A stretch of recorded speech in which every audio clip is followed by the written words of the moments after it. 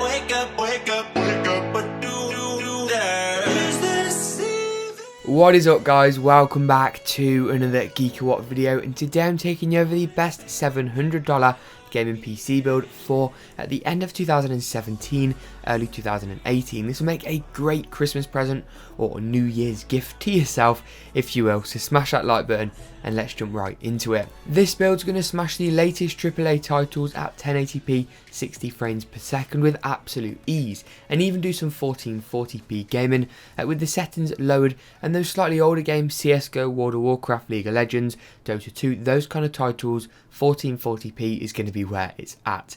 So let's jump into the parts I've chosen why, kicking it off as always with the CPU. For the CPU in this build, I selected AMD's Ryzen 5 1400. I've used this many times, and I've covered AMD's Ryzen chips on the channel a hell of a lot.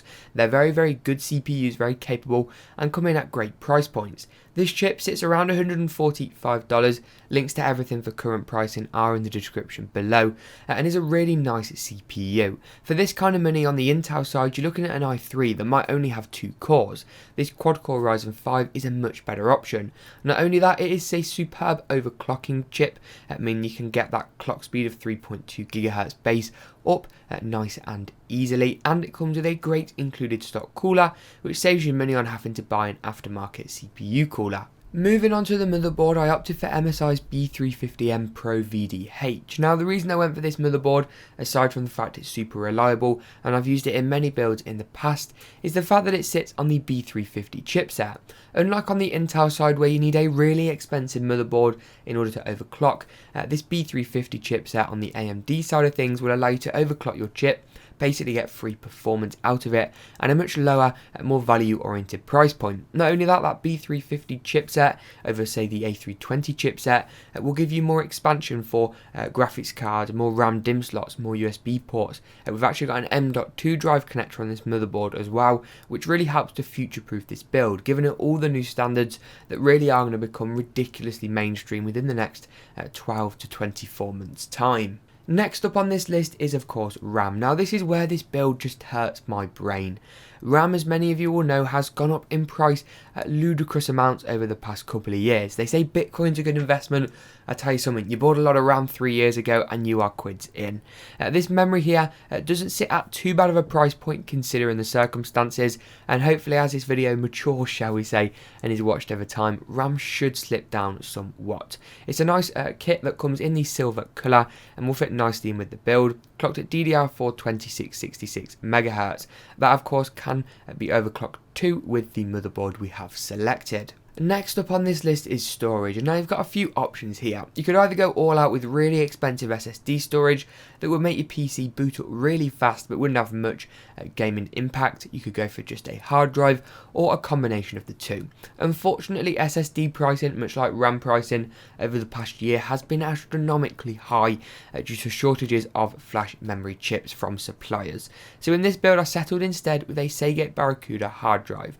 With 1TB of storage, you've got 1000 gig for your movies, music and games, all that good stuff, and it comes in at the standard 3.5-inch size, which will fit in our chassis no problem whatsoever. Not only that, its 7200 RPM speed is as fast as your mainstream consumer hard drives get, and overall it's just a really nice bet. Whilst hard drives in their very nature have higher failure rates and data loss rates than SSDs, I've got well over 20 terabytes worth of these drives, 16 in one server alone, and had no issues with them. For me, they've been very reliable, and I hope they will be for you too. A top tip for anyone who's going to build this system: try and keep stuff off your desktop and minimise the amount of applications that open at startup, and Windows 10 will work fantastically quickly with a hard drive. An SSD can be added of course either now or later on down the line, and the upgrade is there, absolutely no problem. Next up on this list is graphics cards. Now, this is another instance where the prices have just gone up disproportionately. Thankfully, graphics card pricing is settling back down now to levels it was, and the actual boom in Bitcoin and Ethereum and cryptocurrency mining created these really high GPU prices. I went for MSI's GTX 1060 due to the fact that the RX 580 arguably the main competitor.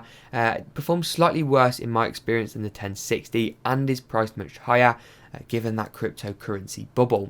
Importantly, this card has a 6GB frame buffer, which means it's the slightly higher end of the GTX 1060 stack, and MSI do a really great job of making graphics cards. I actually recently reviewed their new 1080 Ti graphics card, which is a bit of a step up from this, but you can check that out in the cards section now. The penultimate part on this list is of course the case. Some people will have the attitude of going on eBay and finding the cheapest piece of crap they possibly can in aim of saving money to pour into other more gaming centric parts in this build. I went for Corsair Spec 04, which I think provides a very happy medium. Coming in at under $40 at the time of filming, it's a really solid case that looks good, has good drive mounting and airflow options, and overall just gives a really nice, well-rounded experience. I'm actually planning to review this case as well in a dedicated video very soon. I did ask Corsair if they could send me one, but they didn't oblige, so I went on Amazon instead, and I've been pretty impressed so far. The final part on this list is the power supply. Once again, this is like the case, some people go really overkill with something that's unnecessarily powerful, a 1200 watt unit for a build like this that consumes a mere 270 watts. Instead, I went for EVGA 600B, a 600 watt 80 plus bronze certified power supply. The 80 plus bronze certification is done by an external company, and what this basically guarantees is that the unit will run above 80% efficiency at all times, meaning the power it takes from the wall, more of that is converted into energy your computer can use rather than wasted as fan noise or as heat, for example. EVGA makes some really solid power supplies, and you've only got to look at the number of 5-star reviews this thing has on Amazon for it to warrant your purchase. Not only that, it's also got a load of graphics card and hard drive and SSD connections on it, so if you did choose to upgrade this system later down the line, you've got a load of room and headroom and wattage leverage to play with, if you will. But that about wraps it up for today's GeekaWhat video. I do hope you enjoyed. If you did, smash that like button. Links to everything mentioned for a range of regions and retailers will be in the description below. But as always, we'll see you in the next GeekaWhat video.